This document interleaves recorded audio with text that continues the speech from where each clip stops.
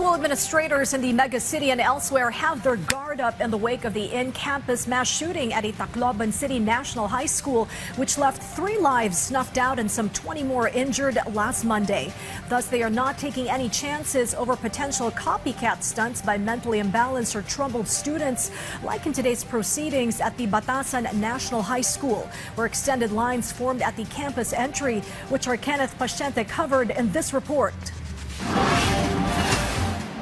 Before being allowed to enter the school's main gate, security guards of Batasan National High School inspect students' bags one by one and thoroughly. Using a metal detector, they strictly checked for any prohibited items to prevent them from being brought inside the classrooms.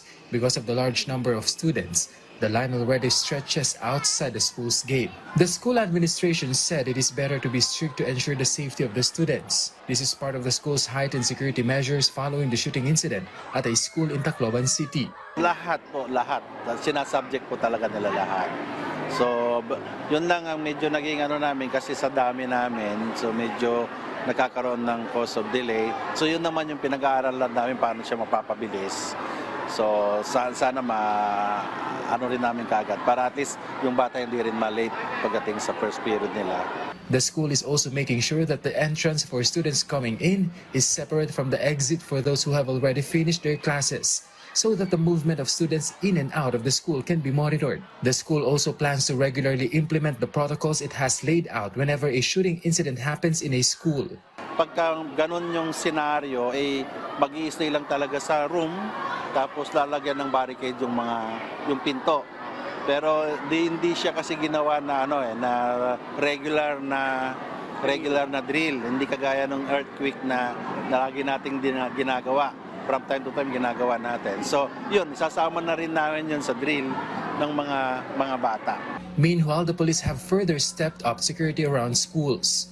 Additional support is also being provided by force multipliers such as the LGU and the barangay to help maintain security in schools.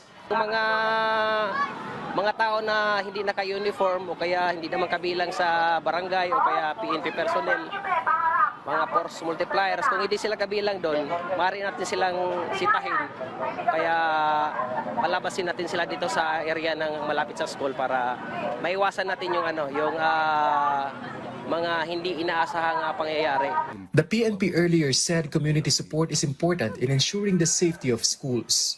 What we are doing is strategic deployment po. Yung when and where we are most needed.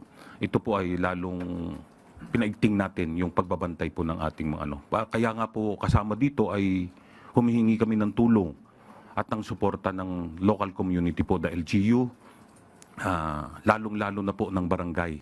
The PNP is also now preparing to conduct simulation exercises on proper emergency response, including active shooting incidents.